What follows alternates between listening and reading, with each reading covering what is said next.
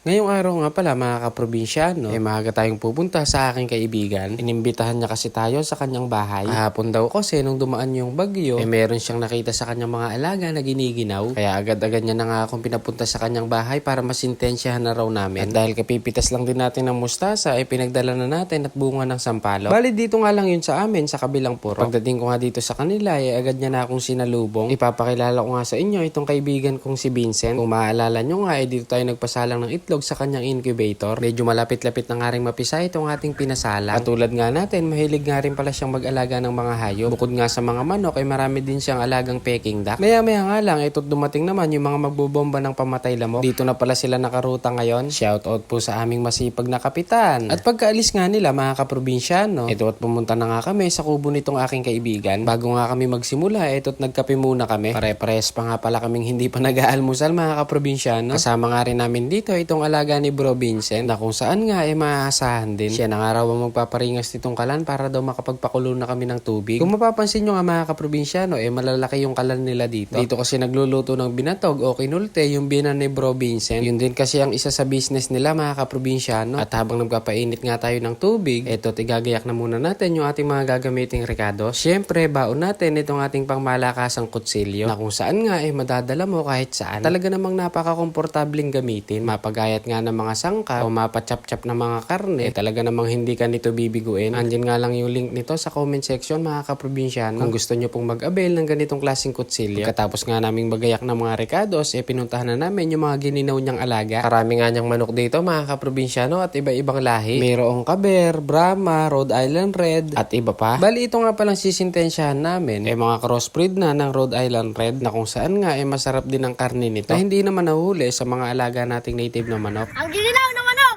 Wow!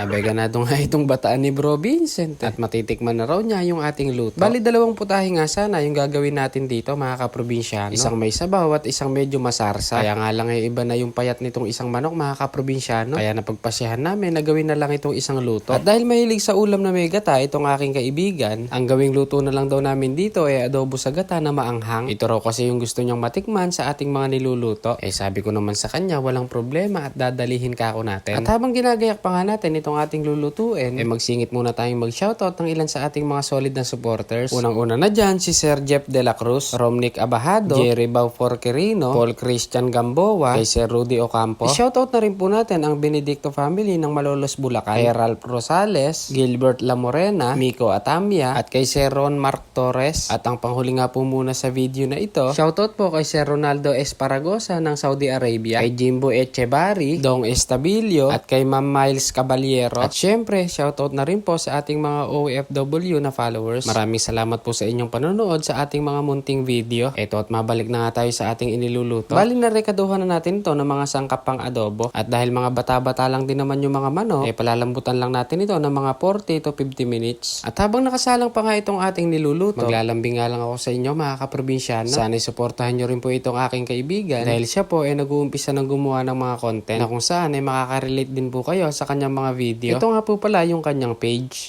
Ngayon pa lang po, nagpapasalamat na ako sa suportang ibibigay nyo sa kanya. Bali na ilagay na nga rin pala natin dito itong gata at mga sili. At sa huli nga tayo naglagay ng suka mga kaprobinsyano. At habang pinatutuyo pa nga natin yung sarsa, tinikman naman na ng ating kaibigan.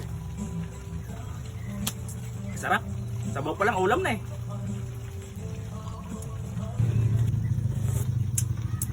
Okay lang, mga kaprobinsyano.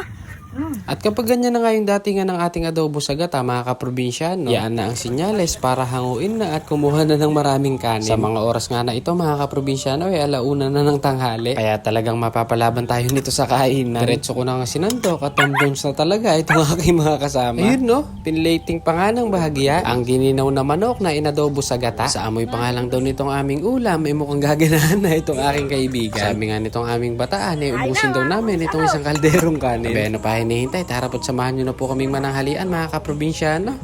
Kain na po tayo mga kaprobinsyano. Medyo maingay na yung aso sa likod. Kain po tayo. Dinamdam Iba talaga yung manok na nilamig. Nilamig. Iba talaga yung manok na dininaw. Gino. Solid mga kaprobinsyano. Kapag na.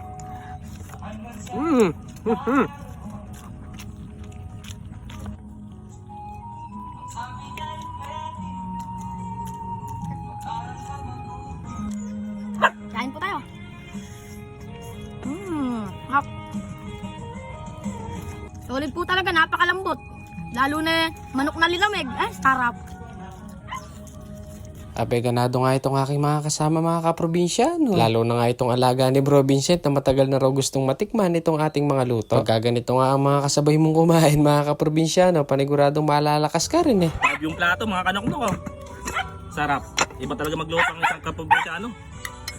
Panalo. At hanggang huling kanin nga sa iyong plato, masisimot mo. O paano ba yan mga kaprobinsyano? Maraming salamat po sa inyong patuloy na suporta sa ating munting page. Kung nagustuhan nyo po yung ating luto serye ngayon, baka naman isang like and share naman dyan. Maraming salamat po sa inyong panonood. Nabusog na naman tayo. Hanggang sa muli. Bye!